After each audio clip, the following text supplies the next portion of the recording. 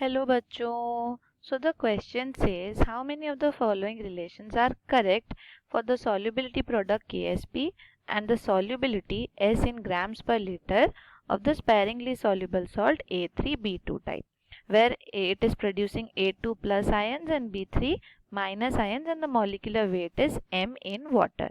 You have to assume that no hydrolysis of the ion has taken place. तो आपको question में दिया है कि आपको फाइंड आउट करना है ये जो रिलेशन है KSP is equals to 3 into A2 plus ion whole raise to the power 3 and 2 into B3 minus ion whole raise to the power 2. ये रिलेशन करेक्ट है कि नहीं ये आपको बताना है. तो इसको करने से पहले हम समझ लेते हैं इसके की कंसेप्ट को, और की कंसेप्ट में आपको जानना जरूरी है कि व्हाट इज KSP. तो KSP जैसे हम बोल रहे हैं सॉल्युबिलिटी प्रोडक्ट, मतलब ये क्या है, जो आयंस आपके प्रोड्यूस होते हैं उनका प्रोडक्ट है, लेकिन उनके कंसंट्रेशन का प्रोडक्ट आपको याद रखना है. And it is raised to the power of its occurrence, raised to the power of its occurrence. यानी आपके जो सोल्यूशन में ये सॉल्ट जब डिसॉल्व कर जा रहा है तो जो उसके आयंस बन रहे हैं उन आयंस का अकरेंस क्या है इसके बारे में बताता है. और ये क्या करता है, gives the relation between KSP and S यानी आपकी सॉल्युबिलिटी. ओके, तो सपोज आपके पास कोई भी एक सॉल्ट है AXBY, तो अगर आप इस सॉल्ट को ब्रेक डाउन कर रहे हो तो ये क्या बन जाएगा AY प्लस और BX माइनस. अगर इनके मोल्स देखोगे तो बैलेंस करने के लिए आप इसको X टाइम्स और इसको Y टाइम्स बोलोगे. तो अगर इसकी सॉल्युबिलिटी है S और इसकी भी सॉल्युबिलिटी है S, तो नंबर ऑफ मोल्स के अकॉर्डिंग ये हो जाएगा X टाइम्स और ये हो जाएगा Y टाइम्स.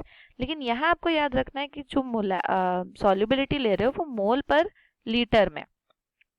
अगर आपके क्वेश्चन में आपको ग्राम पर लीटर में दिया होगा तब आप क्या करेंगे, तब आपको क्या करना है, सॉल्युबिलिटी इन ग्राम पर लीटर को मोल पर लीटर में कन्वर्ट करने के लिए उसको डिवाइडेड बाय मोलर मास कर दोगे. तो ये m से डिवाइड हो जाएगा यानी मोलर मास से, तब ये आपको देगा सॉल्युबिलिटी इन मोल पर लीटर. तो यहाँ पे जो भी चीजें दी हुई है आप इसको डिवाइडेड बाय m कर सकते हो फॉर मोल पर लीटर, अगर s आपका ग्राम पर लीटर में पहले से है.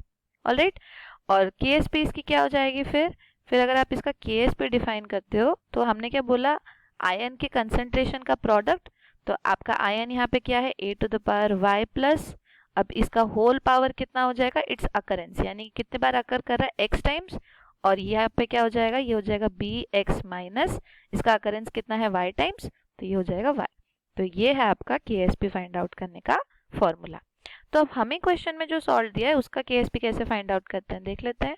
तो आपको क्वेश्चन में दिया है A3B2 टाइप ऑफ सॉल्ट, और इसको ब्रेक करने के बाद मिल रहा है आपको A2 प्लस और B3 माइनस. इसके हैं 3 मोल्स, इसके हैं 2 moles.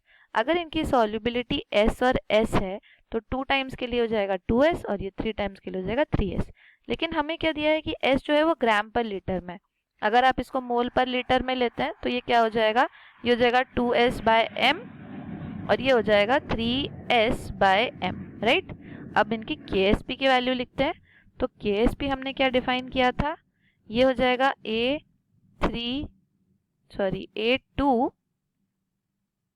This is A2 plus raise to the power 3 and B3 minus raise to the power 2, क्योंकि हम इनके आयंस की अकरेंस के बारे में बोलते हैं, यानी उनके आयन का जो कोएफिशिएंट है उसको लेते हैं यहाँ पे. राइट, तो ये हो जाएगा इस हिसाब से this becomes 3 times of S by M raise to the power 3 and 2 time of S by M raise to the power 2. तो ये है आपका फाइनल KSP जो हमें चाहिए.